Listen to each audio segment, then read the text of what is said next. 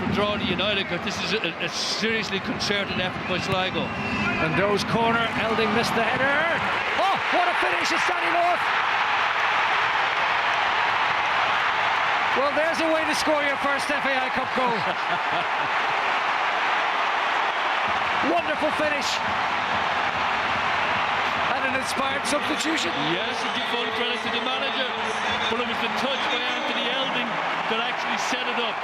The movement by Elding is very, very clever. He gets a touch, and that man, Danny North, pulls away from in front of the goalkeeper. See him pulling away from in front of the goalkeeper. The ball comes in, Elding's run takes the defenders away, slight touch, and there's Daniel North pulled right away from the defenders. All his experience and then all his quality, slam it into the back of the net. That net fairly bulged, and now the big question, as Sligo's top scorer last season puts them level, has that burst Drogheda's balloon? That is the big question, how do Drogheda recover from this? Psychologically, that's a huge blow at this stage of the game. 78th minute. Rodgers has to come here. Brave header, just over the top. Well, it was little David Cassidy who was the one who rose to head it and took a bang for his pains in the process. Bravery here by Cassidy, agonising inches.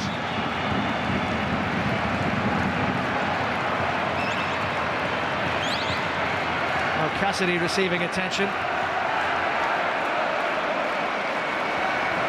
And meanwhile, as the attention is given to David Cassidy, Tony is with Ian Barraclough. Yes, thanks, George. Ian, well, you're back on level terms, so you're thrilled with that, obviously. What do you do now? Half time, believe in what we're doing, believe in how we play things. Momentum will grow, and that's what's happened. Corner after corner, and all of a sudden you get the breakthrough. Someone like Danny North. That's his first FAI Cup goal, would you believe? Well, listen, I said you'll score with your first touch. I'm not sure whether it was, but not far off. What do you do till the end of the game, to the end of the 90 minutes or more? We concentrate now and make sure we don't concede, but we keep going forward. We keep looking for that winner in 90 minutes. Thank you. Well, in 90 minutes, that's a key part of the statement of Ian Barraclough. No final in the new Aviva Stadium has ended in 90 minutes. They've all gone to extra time. Yes, we could be in for it.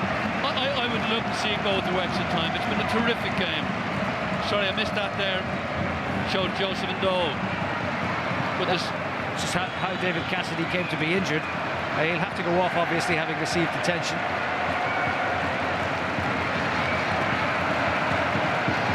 Well, now they're singing, and well they might. Succession of corners. The touch there, and then it'll break there, hit off Alan Byrne perhaps. But the whole quality of this man to pull away into space and be all on his own and have the quality required to finish it into the back of the net. Not an easy quality there, but he finished it with aplomb, as they say.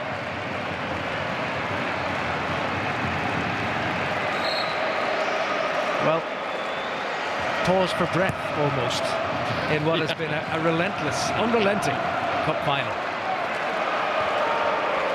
The current Cup Kings, Sligo Rovers, and the aspirants, Drogheda United, who held the lead for so long. Back they come again. They just need to retain their belief. It's Graham Rusk, the substitute. Rusk once more. And Doe's there to break it up. Across came Byrne. They've drawn a push Graham Rusk out on the right-hand side. They brought David Cassidy into the forward midfield role. It's O'Brien. And he timed his run well there. Kept onside. Run through the middle by Ryan Brennan. And that's too close to the goalkeeper. Now Prendergast. And Prendergast again. It's Ventry. Back with Pearce. And Prendergast sees Slingerman come. And he did well there, helped on by Grimes, but now it's Keane. Oh, skipping past the challenge is Alan Keane. And Keane goes down in a heap, and Prendergast brings him down. And a free kick to Sligo, and a yellow card for the Drogheda captain. Yes, he knew what he was doing there. Again, a little bit of fatigue, more than a little bit of fatigue setting in. This pitch is the biggest pitch in the country. It's absolutely huge, George. And for these players to have this sort of effort, we watch Prendergast coming in, deliberate free kick, referee absolutely correct, and then he gets cramped. But it's a huge demand physically, this pitch. And we've got Aaron Green on the far side, who's hobbling. Looks like a hamstring with Aaron Green. Sligo having used 2 of their substitutions. Yeah, he's in trouble. He's going to have to be replaced. It'll be Ross Gaynor on in his stead. And the irony of him, of course, he's a Louth man from RD. Yes. Again, a good substitute to bring on, a good left foot, good defender, gets forward very, very well.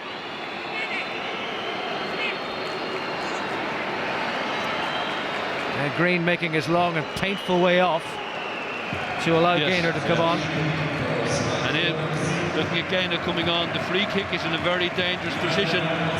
One feels for Sligo to score now, that might be it. We don't know what Drogheda United have got left in them, but final substitution then for Sligo Rovers, having had to replace Jeff Henderson early in the second half, and then sending on Danny North, which led to their equaliser. Will he score with his first touch like North did? I think he'll take this, Gaynor. I think it's a left-footed ball, although Joseph Doe wants something, and Jalali, I think it's a left-footed ball. Oh, it's in Doe. North! I was wrong. What about that? Danny North, 2 goals, 7 minutes, and Sligo go in front. What a clever free kick. Joseph Doe, little ball over the top. Drogheda protest. But the goal stands. The protesting that the referee put the wall back and then didn't blow his whistle to signal the free kick could be taken. That's what Drogheda are livid about. And they might just have a point. They might just have a point. He sent them off. He sent off Prendergast. Dramatic, George. Second yellow card in a space of just about a minute. It was his yellow card that led to the free kick when he fouled the fullback Alan Keane. And now another yellow card means Prendergast is off, and a yellow card for the scorer for taking his shirt off. He did blow his whistle. Yes. Does the referee blow his whistle? Watch him now. No, he doesn't. He's going to blow it. He doesn't blow his whistle. Well, controversy after such a good game from the officials. Yes. If he's told them wait for the whistle and he hasn't blown it, he shouldn't allow the goal. Yes. How often do we see players booked when they take the free kick before the whistle is blown? It appears like the referee made a very serious mistake there. Quick thinking from Joseph Doe. But it looks like Paul Tude has made a wrong decision. And is it the decision that sends the cup to Sligo? Well, controversy. The protests that followed it. Drogheda now down to 10 men. They qualified for the final by beating the 9 men of Dundalk. O'Brien, but straight at the goalkeeper. Gavin Pearce is down, seemingly in agony. Looks like a very bad injury. Mechanics. This looks like a serious injury because he can't move his legs. His right leg is his left knee. Gavin Pearce. Sligo have used all their substitutes. We see it here. It's accidental here, is it? That's where he twisted. I've seen cruciate ligaments done like that with nobody near the player when he twists his knee. Oh yeah. We could end up with two 10-man teams. Well, a worry for Sligo Rovers manager Ian Barraclough, but his team are in front. And Gavin Pearce can't be substituted because all 3 have been used by Sligo, who lost Jeff Henderson to injury, made the tactical switch with Danny North going on, and then, of course, the injury that sent Ross Gaynor on for Aaron Green. But this injury is a sad sight for Sligo fans and for Gavin Pearce too. But Danny North's second goal, should it have stood? That is the big question. Yeah. Well, it appears to me that it shouldn't have stood, because as the free kick was taken, I think they took the referee by surprise. He was bringing his hand up to his mouth to blow the whistle. He realised he hadn't blown it. Watch the referee here. He's pushing the ball back. Now, they cannot take that free kick until the referee blows his whistle. Watch the referee here. Here's Joe Spindota then. Look, the referee with the whistle, and he realises he's too late. It recalls a decision in the Confederations Cup where the referee, having blown his whistle, then allowed a goal to stand. You might recall, I think it was Italy were involved in that match, and there was all hell to pay after that. Well, it just shows you the referee's been quite brilliant this afternoon, and yet one lapse of concentration could be so costly. Gavin Pearce carried off. His team is in the lead, but they will end the game with 10 men, just as Drogheda will, because their captain Derek Prendergast was sent off for protesting too much after the Sligo goal. And you could see quite clearly Paul Chute was about to blow the whistle and he didn't. Yes. Hopefully Gavin Pearce doesn't have cruciate problems there. Maybe hopefully just twisted his knee. All the things about cups, he could be out for a long time.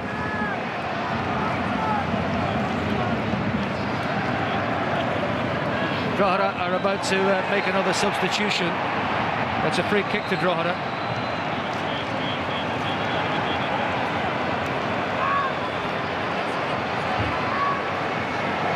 The free kick to Drogheda United are making their substitution. It's going to be Peter Hines who will make his entrance. Well, it had to be a striker, didn't it? 2 league goals this season. Yes. Hines is on, and it's Alan Byrne, the midfielder, who's been sacrificed. Just final minute of the game, and a last chance for Drogheda to force this into extra time, but Rogers is out to claim it. And you know, Sligo are off on the counter-attack, 2 against 1, and what important intervention that was by Cassidy. But it was 2 against 1. It looked like they might be on a break there, but you know, that awful stat that we talked about early on in the game, not since 2007 as the team that scored first won the FAI Cup final. Yes. An astonishing statistic, George. 8 additional minutes. Whoa. Where did that come from? I'm not going to question it. I'm enjoying it too much to question it. Well, this is unprecedented. Yeah. 8 additional minutes. I don't think we've ever had a final quite like this. I never remember a final quite like this. It's been quite brilliant all the way through. And it's 10 against 10, and Drogheda are still in it, and they've 8 minutes to win it. Brennan, and coming up from the deep, the defenders did their job. I think that was Gaynor blocked that with his body, well, I think at the back post. They come again. The way by McMillan.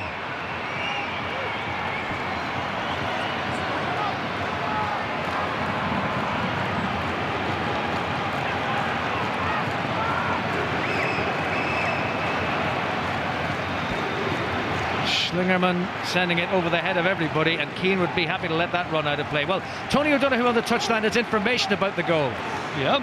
Well, George, I've been talking to some of the Drogheda players, and they said they wouldn't have reacted like that but for the fact that they had asked the referee, is this going to be quickly taken or do we have to wait for the whistle? And they're saying that he said clearly you have to wait for the whistle, so that's why they say they're so incensed. Well, it's certainly how it looked up here. Yes. And if that's the case, it's very sad that this should be happening, but here they've got an equalizer. It's Ryan Brennan, and it's 2-2. Unbelievable.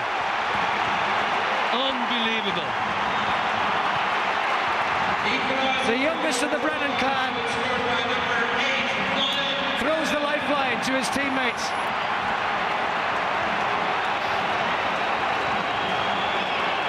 And how well he took it, George. How well he took this chance. Kept it down. Quality finish. At this stage of the game, so much pressure. Keep it down. Brilliantly taken. Gambling on the ball going through. What more can this game supply? Well, we're back on course for another extra time final in the Aviva. They've all been finals that have gone to extra time. 2010, 11, 12, and now it's 2-2 thanks to Ryan Brennan, and we could well be facing extra time once more, but we do, let us not forget, have another 6 minutes to go. 10 against 10, one sent off, one team with all its substitutes used up, and an injury. More drama here. Gilali, North, Elding, 3-2. What a finish! You ask what more could it give? It's given us that. One of the great FAI Cup final moments. Tears for Schlingerman, but there's just no answer to that. Quite brilliant. The touch by Danny North, the finish by this man Elding. How much Drogheda feel? How do they don't deserve this Drogheda? But look at this touch by Danny North. Wonderful touch, and this finish. Oh, magnificent goal. Jalali again, who's had a brilliant second half. There's the touch. Oh, superb. We will never forget this day. And this just caps it all. And if that goal wins the cup, there has never been a better one. No, I would agree with that entirely. And I've seen many cup final winning goals, but none better than that or as dramatic, George. Danny North, what a substitution he turned out to be. Never scored in the FAI Cup, scores the equalizer, scores a lead goal, and then sets up what could be the winner. The League of Ireland's Mesut Ozil.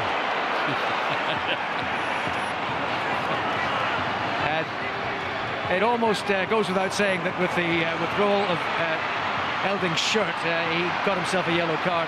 Yeah. He'd hardly worry about that. Yeah, he'll swap that every day of the week.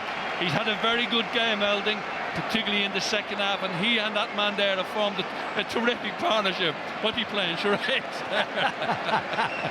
Well, thank you very much, mate. Do you see the way I did that? Oh, the two Englishmen together. Yes. And Sligo with such a tradition of having had managers and top players who've come from elsewhere to add to the history of football in the Western Outpost, and the history that they have in the FAI Cup, and think back to the early 80s and all those games against Cove in the semi-final, and this now is just another huge day for Sligo Rovers in the Cup, whatever way it ends up. Yes. It's a magnificent day in the history of Sligo Rovers. We cannot forget Drogheda United. But Drogheda played their part in making this such a final.